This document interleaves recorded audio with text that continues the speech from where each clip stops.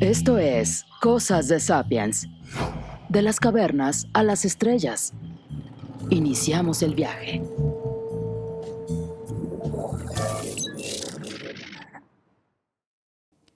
Si alguien hiciera un recuento de la vida en la Tierra, sin duda destacaría el tiempo en que unos reptiles gigantes pisaron, nadaron y volaron por todos los rincones del planeta. De cierta manera, la Tierra es más bien el planeta de los dinosaurios.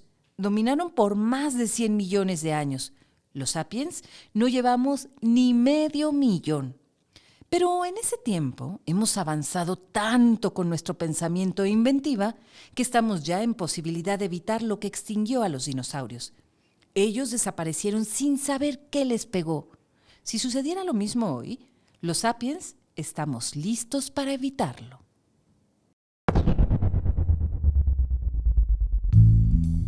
Cosas de Sapiens. La curiosidad, hasta sus últimas consecuencias.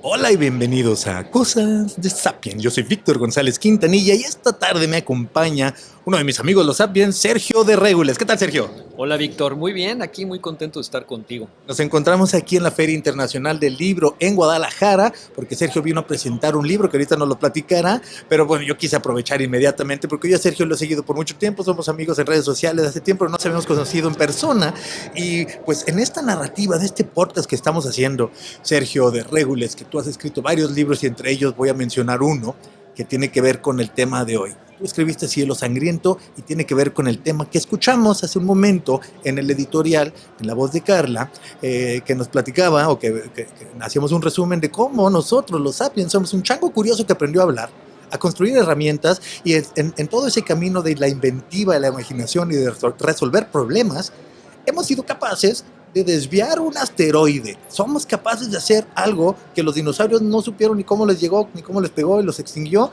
Y hoy, bueno, este año, con la prueba de concepto que se hizo con la misión DART, ya supimos que sí pudiéramos, si queremos, desviar un asteroide. ¿Es así? Sí, completamente. No es una misión que se habló mucho en los medios hace unas cuantas semanas. Una nave que básicamente se acercó a un asteroide particular y le pegaron para ver si podíamos alterar su órbita. Entonces escogieron un asteroide muy peculiar, porque escogieron un pequeño asteroide que gira alrededor de otro. Es una especie de satélite de ese otro asteroide.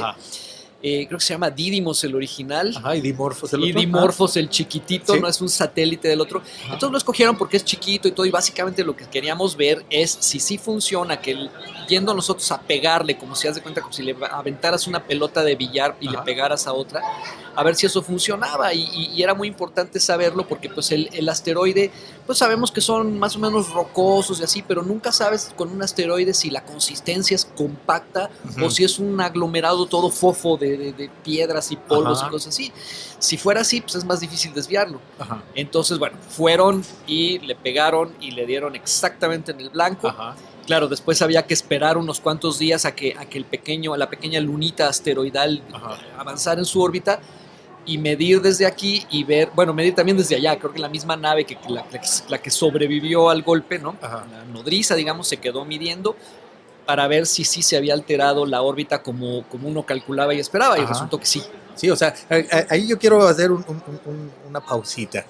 ¿Qué precisión tiene que lograrse para poderle pegar algo tan lejos y atinarle? ¿Verdad?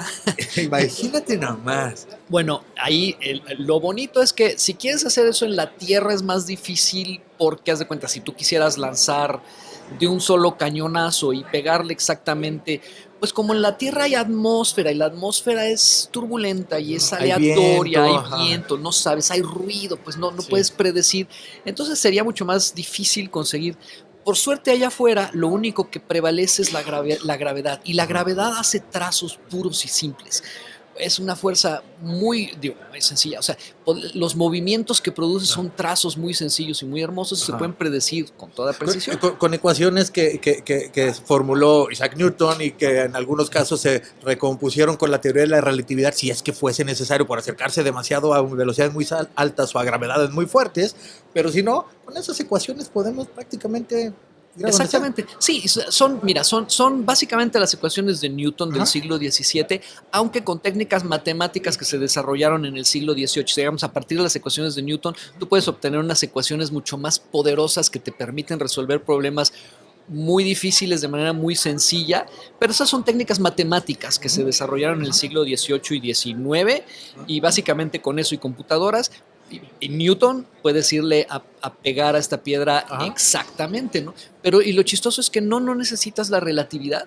En este caso no, porque no son velocidades muy altas. Porque, digo, son velocidades muy altas para ponernos tú y yo a correr o para tratarlas de rebasar en el coche, pero no son suficientemente altas como para necesitar física relativista. Eso entraría a partir de acercarse a los límites de la velocidad de la luz. Sí, Esto exacto. No O sea, digamos, para tener efectos relativistas de la relatividad especial, pues ya tienes que ir a 1/3 de la velocidad de la luz, una cosa así, digo, calculándole, ¿no? Ok, sí. Y eso, pues son 100,000 kilómetros por segundo, cosa que ni remotamente llegamos con esas naves, ¿no? Puede ser muy rápido para nosotros de todas maneras, pero ni remotamente se acerca a una velocidad relativista. Oye, y los meteoritos, o en ese caso era un asteroide, cuando llegan a la Tierra se encienden como bólidos, que bien lo explicas en tu libro, esos son bólido, y si pegan el tierra, si llega al suelo es meteorito. Exacto, ahí ya le puedes llamar meteorito. Antes es...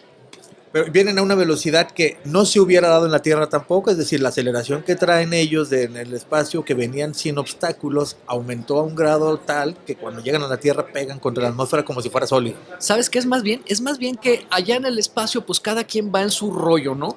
Y unos vienen para un lado y otros van para el otro, y luego cuando te encuentras, lo que importa es la velocidad relativa. O sea, no es tanto que el meteoroide o el objeto... La piedrita no es que fuera tan duro, pero también nosotros íbamos a movimiento.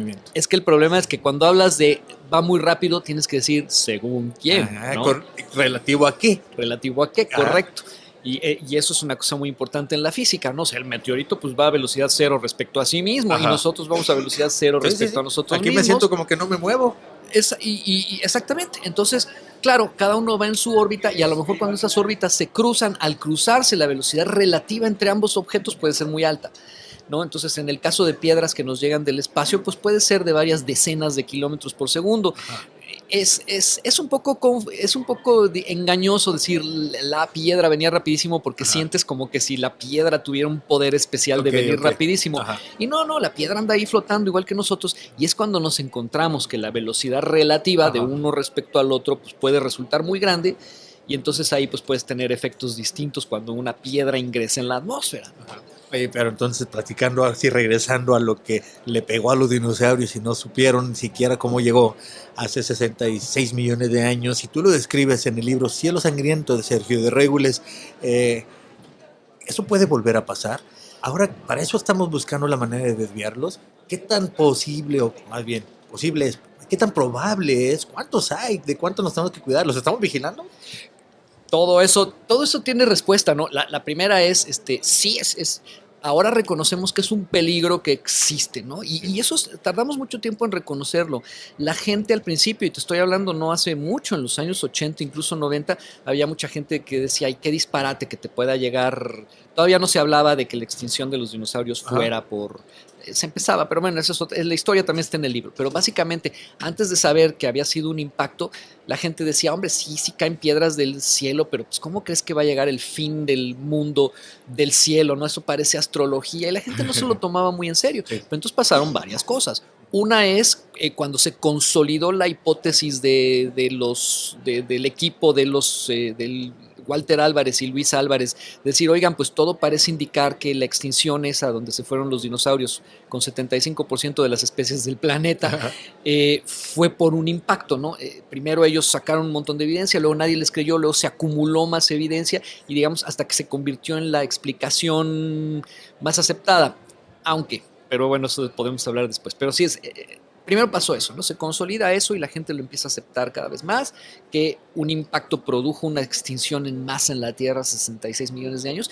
Y luego en 1994, cuando unos astrónomos, los esposos Shoemaker, con un amigo suyo que era un astrónomo aficionado llamado David Levy, descubrieron un cometa extraño cerca de Júpiter, le siguieron la pista, se dieron cuenta que era muchos fragmentos de un mismo objeto que se había quedado atrapado alrededor de Júpiter y se había partido en varios pedacitos por las fuerzas de marea de Júpiter, y además que iba a chocar con Júpiter, y calcularon hasta exactamente cuándo, ¿no? Fue en julio del 94, no me acuerdo qué día, pero sabían exactamente. Entonces, cuando la gente vio que pues estaba pasando en Júpiter una cosa como esas, entonces ahí sí ya se acabó de convencer mucha gente de que es un peligro porque se vio, real. ¿no? O sea, pudieron verla, digamos, con telescopio y mostrarlo. Sí, sí, había muchos telescopios terrestres, espaciales, bueno, nada más está el Hubble, y naves que ya andaban muy lejos, que voltearon para ver si se alcanzaba a ver cuando esas cosas pegaban en Júpiter, porque pues, es un pedrusco de varios cientos de metros de diámetro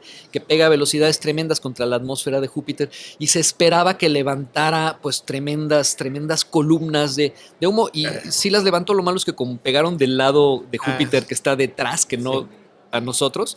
Entonces, creo que sí alcanzaron a ver, esperaban que se viera desde la Tierra con telescopios, que alcanzaras a ver como la columnita, como si llegas de cuenta de una erupción volcánica, pero a lo bestia.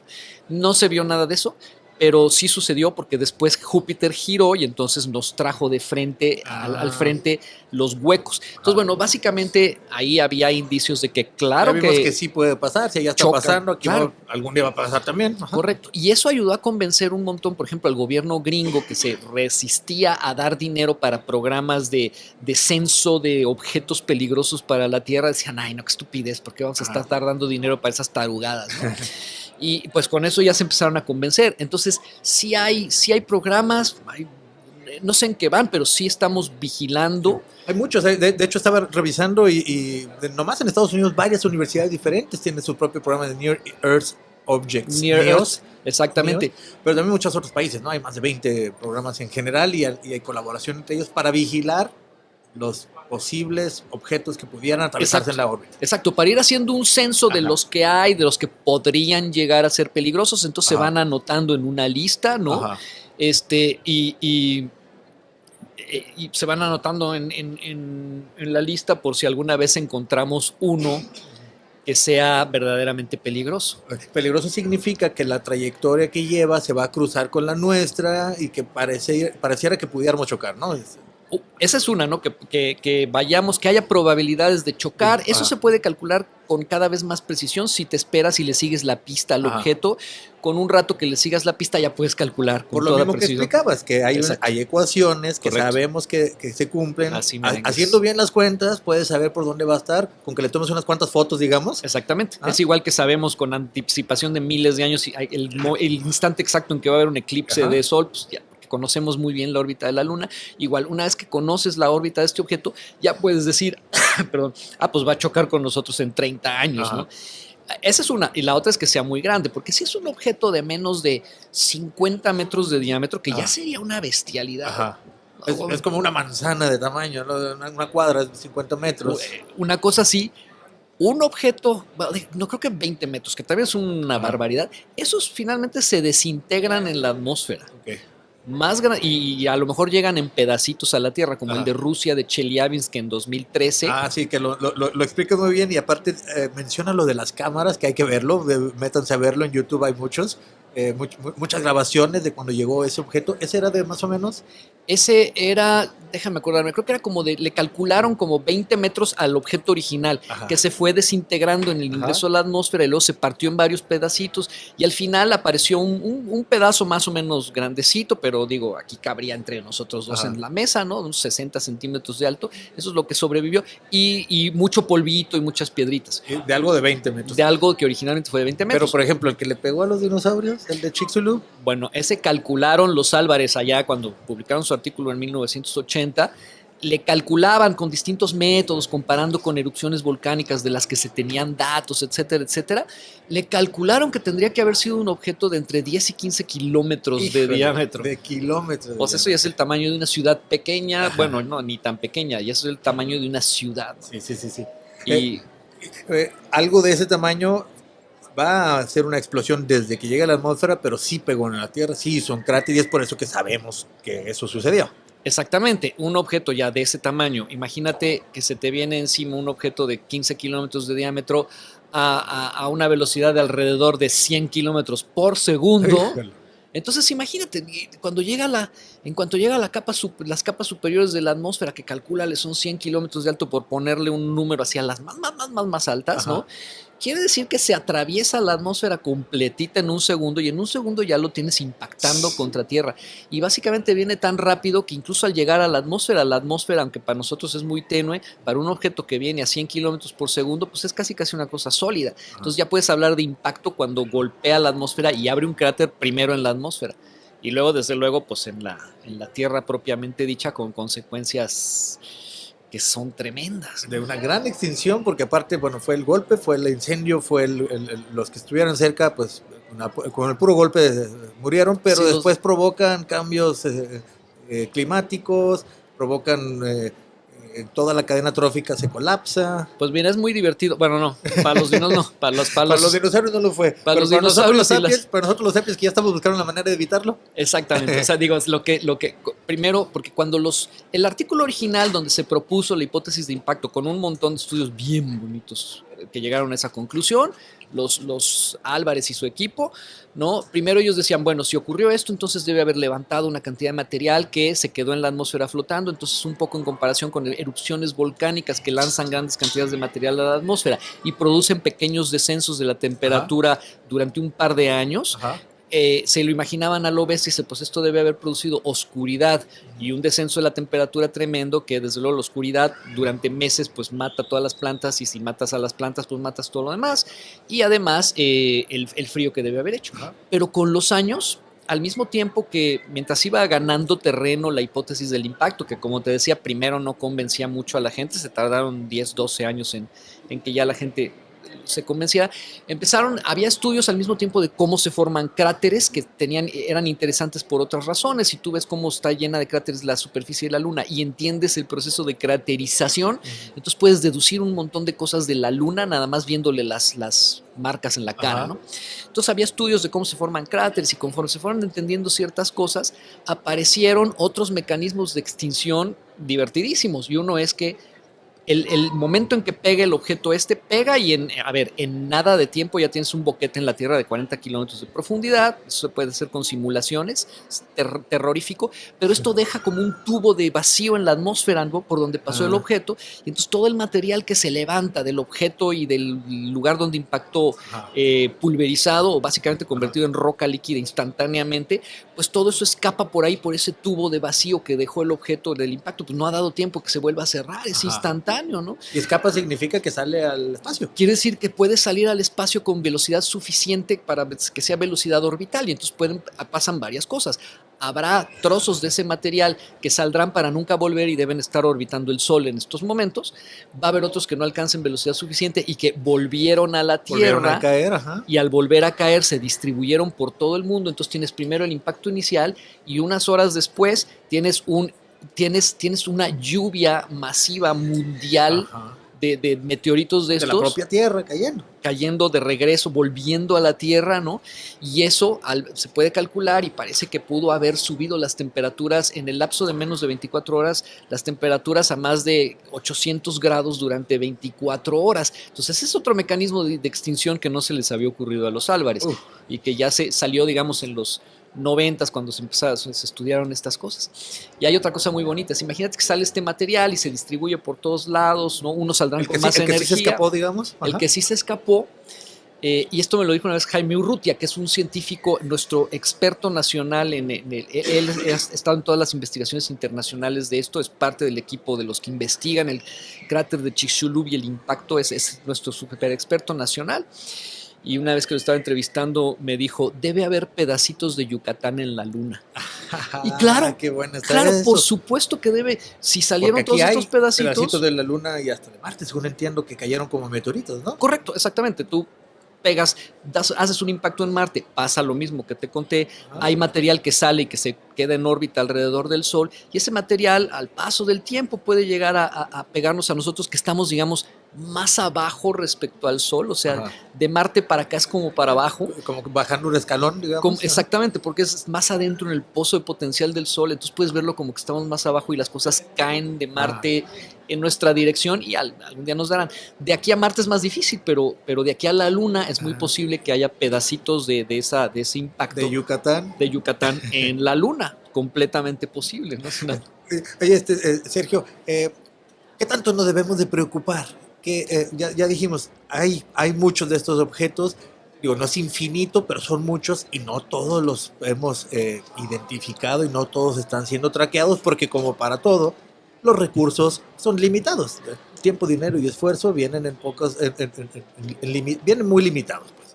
Así que no podemos tener tantos telescopios para estar siguiendo todos los asteroides, todos los posibles objetos que pudieran atravesar con la Tierra. Entonces ya explicabas, mientras sean más chiquitos que 20 metros, que no es chiquito, pero no representa un riesgo de Armageddon. Pues. No, pasa lo que pasó en Rusia, que vieron un bólido de 20 espectáculo. segundos, un espectáculo. Con algunos heridos, pero... Porque produjo ondas de choque, porque pues, va mucho más rápido que el sonido. Produce ondas de choque y las ondas de choque rompieron vidrios y tiraron techos y había gente por ahí que sufrió cortaditas, ¿no? Eso puede pasar con uno de 20 metros. Ahora estabas diciendo, y otro más grande. Ahora, ¿de qué tamaño ya nos debería de preocupar? Ya me fui muy lejos al de los dinosaurios, que fueron kilómetros para poner el rango. Pero nosotros nos deberíamos de preocupar a partir de qué. Bueno, si viniera uno así, pues mira, uno más grande que eso, pues te puede asolar una ciudad, ¿no? Ajá. Hay ¿Unos desde 100 metros? Supongo que ese ya sería bastante peligroso. Ajá. Por lo menos para la zona local donde caiga, ¿no? Porque sí, o sea, según cómo vayan creciendo el objeto que nos impacta, va a tener efectos más locales hasta globales, ¿no? Ajá. Y ya vimos que uno de 10 kilómetros pues tiene efectos globales Y por mucho tiempo. y por mucho Hasta tiempo. de extinción prácticamente. Correctamente. Entonces, ahora, la cosa es que estamos vigilando, se llevan estadísticas y sí se puede más o menos saber que no deben quedar muchísimos más, porque puedes hacer estadísticas y ver de qué tamaño, la distribución de tamaños de los que ya conocemos y esa se va a seguir cumpliendo con los otros. Entonces también puedes medio calcular si cabe esperar que por ahí haya escondido un objeto de 100 kilómetros que no se va a golpear. Posiblemente no. Hay que seguir mirando, ¿no? Pero posiblemente no. Y en todo caso, una cosa que sí se puede más o menos calcular y además ver con datos de impactos anteriores es que, pues mientras más grande el objeto, es menos probable que se repita ese acontecimiento. Digo, va a suceder. Si esperas el tiempo suficiente, todas esas cosas acaban por suceder. son millones de años. Yo oía por ahí la estimación de que por lo menos en los próximos 100, algo de 3 kilómetros no nos va a pegar porque al menos no se ve que haya algo así en el panorama. Pues mira, el cálculo así muy informal, pero que se usa más o menos para estimar es un impacto del tipo del de Chicxulub, el que extinguió a los dinosaurios, debe estar en promedio una vez cada 100 millones de años. Ahora, ojo, es una estadística. Sí, claro, pueden pasar 2 seguidos y luego pasar 200 que no. Exactamente, pueden pasar 2 seguidos y luego a la semana siguiente otro. Y entonces, no quiere decir que cada 100,000 años pase, ¿no? Es nada más una probabilidad. Lo que sí es que, pues digo, cada 100 millones de años. Lo que sí es que desde el último, pues llevamos 60 y tantos millones de años. Ahora, no quiere decir, o sea, puede caer en cualquier momento, pero con la vigilancia que tenemos y la distribución de tamaños que se conoce, pues tampoco es que haya que perder el sueño, ¿no? O sea, no hay que, y en todo caso, pues no será, un objeto suficientemente grande sería más fácil de ver también. También sí, es más grande. Y además, probablemente ya hubiera caído en alguno de estos muchos sistemas de observación que estiman que más o menos están llegándole a la mitad ya observados y traqueados, a los de 140 metros o más. Algo así, Algo ¿no? así, Que ¿no? eso lo sabes a partir de estadísticas, de lo que hay allá. Dices, bueno, ya debemos haber registrado. Tenemos tantos. Ya se siente uno un poquito más tranquilo, entonces, en el sentido, porque luego también es material para películas y están todas las muchas películas que muestran todo lo que describiste que sucedió en el tiempo de los dinosaurios, que ahora la ciencia lo explica y es fascinante que lo podamos explicar por los diferentes métodos. Y eso es mucho de lo que trae tu libro. Explicas cómo llegamos a hacer. Porque la ciencia supongo que estás de acuerdo conmigo, es muy padre platicar el resultado, pero más rico es entender cómo llegamos.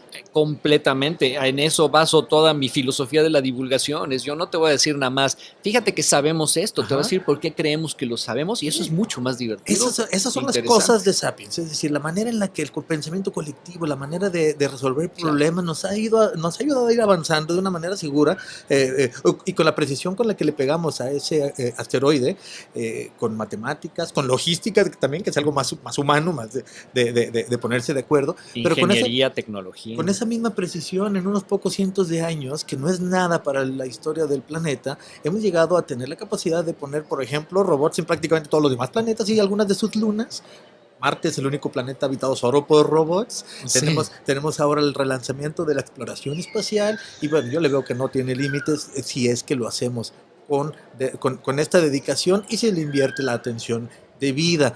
En algunos momentos he escuchado que dicen, y tú mismo lo mencionaste, deberíamos de invertirle, además de ciencia, tecnología, educación, que es lo que nos va llevando hacia adelante como pensamiento colectivo y como especie, pero para el tema específico de los meteoritos y de los posibles impactos en la Tierra deberíamos de invertirle más a los sistemas para vigilarlos, porque un día de estos se nos puede ir uno. Si están traqueados la mitad, significa que la otra mitad no. Y tú me platicabas también tras bambalinas, pues una situación que se puede dar, puede que venga uno escondido. Claro, que es lo que pasó en el meteorito porque sí cayó a tierra, ¿no? El objeto que impactó en Rusia, en una ciudad de Siberia que se llama Chelyabinsk en 2013, era suficientemente grande para que lo hubieran podido detectar todos los telescopios que están haciendo esta vigilancia, que además son automáticos, no hay gente, ya se puede, conectas el telescopio, está conectado a una computadora y solito detecta y ve cosas. Entonces tendría que haber visto este objeto que era suficientemente grande, sin embargo no lo vio, porque nos cayó de sorpresa, ese día llegó de sorpresa. Ahora, ¿por qué no lo vio? Porque resulta que cuando unos científicos colombianos y un sueco, a partir de los videos de YouTube de la gente que grabó la cosa esta, dedujeron la trayectoria por la que venía antes de entrar a la Tierra el objeto, se dieron cuenta de que todo el tiempo había estado, desde hacía mucho tiempo, digamos, su trayectoria venía por un lado por el que de día estaba el sol, ¿no? O sea, más bien estaba el sol. Entonces, claro, pues tú no lo podías ver porque siempre estaba de día y muy cerquita en apariencia del sol, no quiere decir que estuviera cerca del sol. No es que viniera del sol, pero estaba en una zona en la que el sol encandilaba los aparatos. Perfectamente bien dicho. Y entonces, claro, ahí no lo ibas a ver con ningún telescopio porque, pues, ¿cómo le quitas el encandilamiento? Eso no estaba previsto, la encandilada. Entonces ahí sí, la gente sí dijo, híjole, bueno, ahí tenemos como el dragón Smaug, tenemos una escama que nos falta y que puede ser nuestra perdición. Tenemos, ¿no? Un punto ciego. Entonces eso, digamos, metió una pequeña inquietud de decir, no nos congratulemos tanto de que ya estamos vigilando. Estamos vigilando muchos, tenemos incluso una prueba de concepto de que pudiéramos llegar a desviarlo siendo necesario, claro, y teniendo el tiempo suficiente. Y la voluntad política y los recursos, pero se puede y ya, eso es lo suficiente. Pero este año supimos que se puede, teóricamente lo imaginábamos, pero ya mandamos una cosa a pegarle una piedra y se movió. Y más... con la precisión necesaria, incluso el resultado fue más de lo que se esperaba, según entiendo. Me parece que se pensaba retrasar su órbita en 90 segundos, pero se retrasó 20 minutos, algo así. Es decir, que fue más de lo que pensaban, pero porque, como explicabas tú, la masa no estaba tan bien determinada, la masa del objeto, y era menos masudo de lo que se pensaba. Fíjate que no sé, o sea, yo sé que estaban muy contentos. Sí. Te creo, no me acuerdo de haber oído eso, pero si tú lo oíste, sí puede ser, que superó expectativas. Ahora, claro, ese es uno de los métodos que podríamos usar una vez que, si ya supiéramos que viene una cosa de esas, ¿no?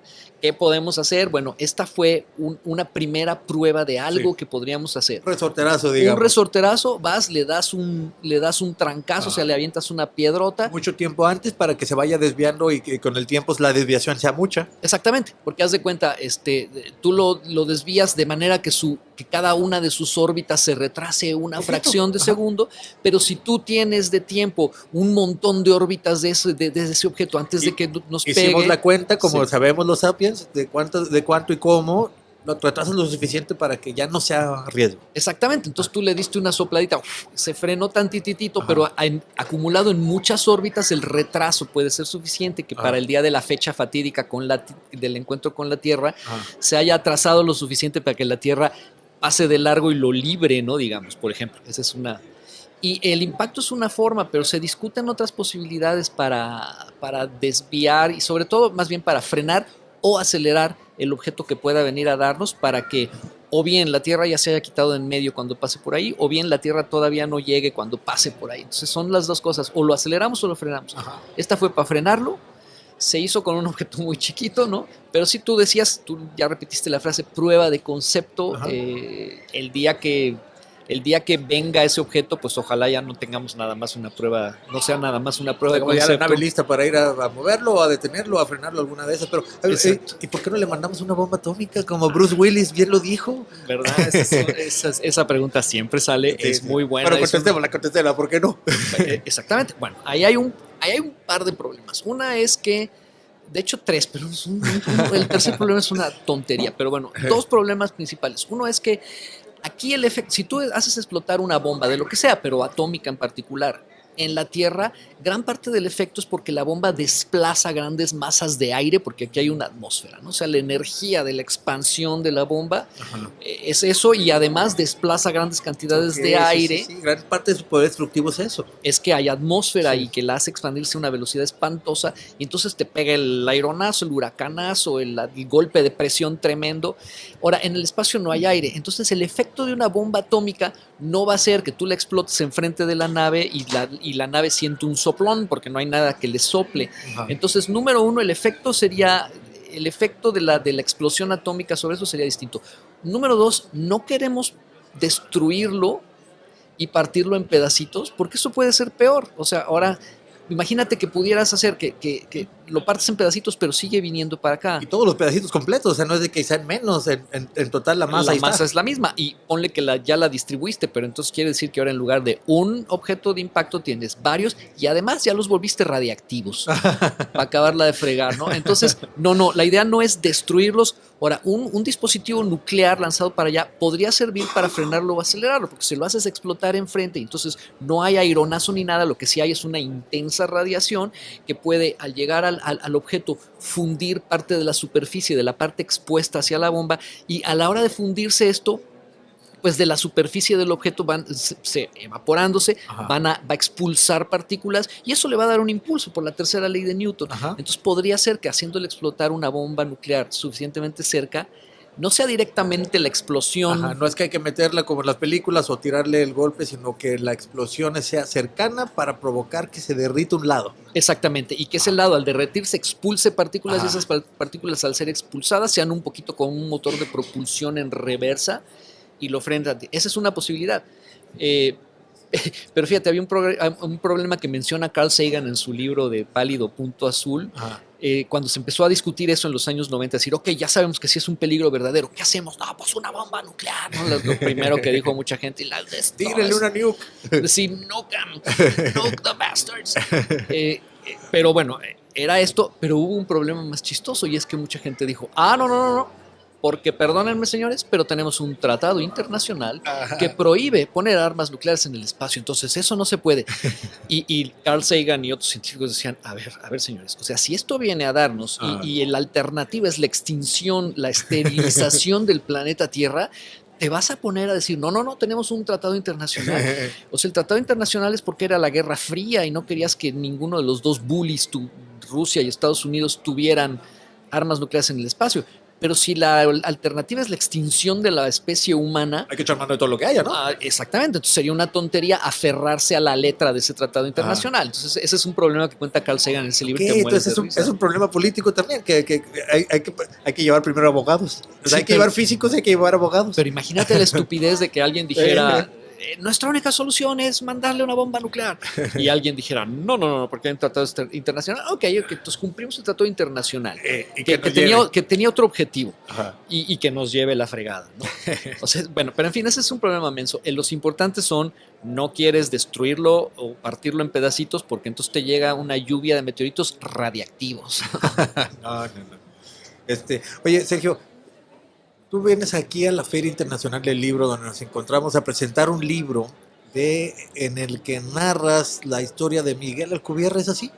Así es un libro que nos encargaron a Miguel y a mí, la editorial Penguin Random House, Debate en particular, y ellos querían un libro sobre Miguel y el trabajo de Miguel. Se pusieron en contacto conmigo, sin saber que Miguel y yo éramos además muy buenos amigos, ¿no? Dijeron, pues tú divulgas física, este señor es físico, mira qué bien. ¿Por qué no se juntan? Y dije, pues claro, pues y además somos cuates desde hace muchísimo tiempo. Y entonces acabamos escribiendo un libro entre Miguel y yo en el que básicamente él me platica cosas. Okay. Entonces se oye la voz de Miguel, ¿no? Hay capítulos que son Miguel hablando, ¿no? Contándome la historia de un montón de cosas que ha hecho, que son muy importantes y muy impresionantes. Y luego también tenemos varios capítulos donde, pues como Miguel menciona, ideas complicadas de la teoría general de la relatividad y de cosas, de simulaciones numéricas, de cosas así. Entonces, claro, metimos capítulos para explicar en plan divulgación, narrado, con ejemplos, con imágenes y metáforas, lo que se necesita saber para entender lo que estaba diciendo Miguel. Entonces, sí, quedó un libro muy bonito y lo vinimos a presentar. Excelente, excelente. Y salimos ganando todos los que nos gusta la ciencia porque, bueno, te confieso también, y tú lo sabes, ya estuvo Miguel también aquí en estos micrófonos con nosotros, también lo mencionó, y bien lo dijiste, ejemplos y metáforas para poder comprender aquello que es la ciencia, que es el método, la manera en la que hemos llegado a estos resultados. Los resultados son importantísimos, pero el método de cómo lo logramos, porque ese luego se puede aplicar a otras cosas, es lo interesante. Hilarlo y hacerlo claro con metáforas y con ejemplos es una cosa que haces con maestría, Sergio, y te lo agradezco, y por eso yo lo estoy diciendo, para que los que nos escuchen, busquen su libro, y no solo busquen también Cielo Sangriento, porque el tema que abordamos hoy acerca del... por ejemplo, abres platicando acerca de este acontecimiento en Rusia, haces historia, explicas cómo es que pudieron medir la trayectoria, de dónde venía, pero de una manera simple, y eso a mí me llena mucho porque es muy rico de leerlo. Así que el próximo libro tuyo que voy a leer es, por supuesto, el nuevo, que se llama Surfear el espacio-tiempo. Y digo, ya que estamos en esta, también tengo otro que salió, se retrasó por la pandemia, no lo escribí ahora, pero acaba de salir también este año en el Fondo de Cultura Económica, que se llama El mapa es el mensaje. Sí, cierto, sobre mapas. Sí. Y aquí lo tienen. Excelente. Me voy a dar una vuelta aquí por la feria. No, es más, libre. creo que yo traigo uno y ahorita te doy. Mira, mejor aún. Por aquí lo platicaremos y lo reseñaremos más adelante. No, pues, Sergio, te agradezco mucho que hayas compartido con nosotros en este micrófono esta plática tan rica acerca de pues cómo estos riesgos los vamos minimizando, o los vamos por lo menos atajando, vamos encontrando la manera de hacer algo contra ellos, porque antes, ¿qué podíamos hacer contra un huracán? Pues no sabíamos ni cuándo llegaba, así que nos agarraba de sorpresa. Hoy tampoco es que podamos hacer mucho, pero nos alcanzamos a esconder, nos alcanzamos a ir a esconder. Claro. Antes, ¿qué podíamos hacer contra un meteorito? Pues nada, nomás rezar, que es lo mismo que nada. Y ni siquiera, porque no sabías que venía. Y nomás llegaba, pero ahora ya tenemos una idea de, por lo menos, cómo traquearlos, cómo buscarlos, qué hacer al respecto, y este año nos acabamos de probar a nosotros mismos que se puede, con física, matemáticas, logística, con toda la precisión que fue necesaria, pero se puede incluso desviar una piedra como la que llegó y le pegó a los dinosaurios sin que ni se dieran cuenta. Exacto. De cierta manera, eso provocó una extinción de el animal que más millones de años dominó la Tierra, o el conjunto de animales que más dominó la Tierra. Nosotros ya tenemos la capacidad, chango curioso que aprendió a hablar y que se hizo su resortera cada vez más fuerte y más precisa. Eso es una de las cosas que a mí me parece fascinante. Con Miguel Alcubierre platicábamos de la exploración espacial. Más adelante contigo también quisiéramos hablar de alguno de tus libros, pero hoy quería hablar de específicamente, Cielo Sangriento, porque acaba de pasar hace 2 meses lo de la sonda DART. Es un tema que a mí me gusta mucho, darnos una idea de que podemos evitarlo.